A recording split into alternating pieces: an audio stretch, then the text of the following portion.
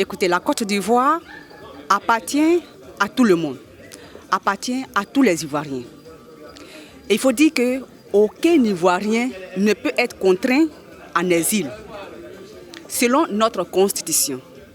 Si nous sommes dans un pays de droit, le président Soro Guillaume ne peut pas et ne doit pas être en exil. Il doit rentrer dans son pays pour pouvoir participer aux élections présidentielles de Côte d'Ivoire. Concernant les condamnations, ces condamnations sont nulles et de nul effet. Ces condamnations sont politiques. Ces condamnations, il faut dire que la justice ivoirienne est au solde du président Alassane Dramane Ouattara. La justice ivoirienne est manipulée par le président Alassane Ouattara.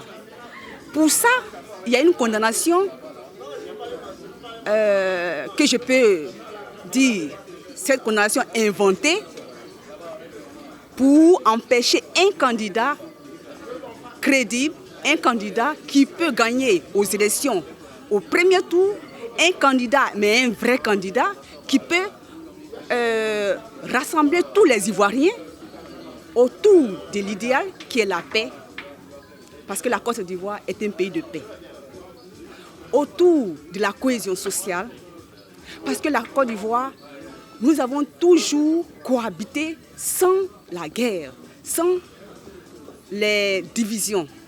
Alors le président Soro Guillaume, étant un élément essentiel qui peut aujourd'hui rassembler tous les Ivoiriens, se voit condamné à 20 ans de prison.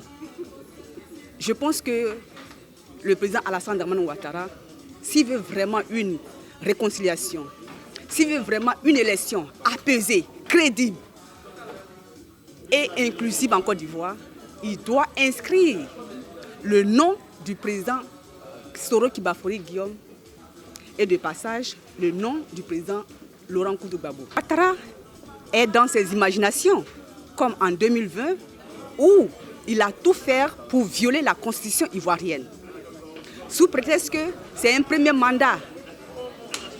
Mais ce n'est pas un premier mandat, c'était un troisième mandat qui est anticonstitutionnel.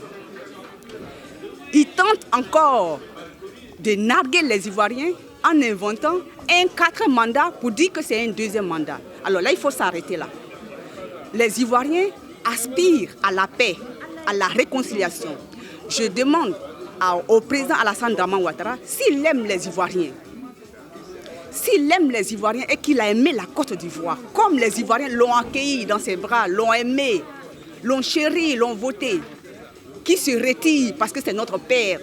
Il est le père de la nation, c'est un papa. Aujourd'hui, qui se retire et qui laisse la place à la nouvelle génération, qui laisse la place à la jeunesse, qui laisse la place à ceux qui veulent faire aussi mieux que lui. Donc, qui donne l'opportunité à la jeunesse de pouvoir promouvoir leurs capacités, qui se retire. Et cela sera dans la dignité. Il sortira par la grande porte, il rentrera dans l'histoire. Mais s'il insiste, il persiste d'être candidat, non seulement il sera humilié, battu aux élections, parce qu'après avoir cassé les dortoirs, les maisons des populations, tu ne vas pas venir leur demander de te voter et ils vont te voter.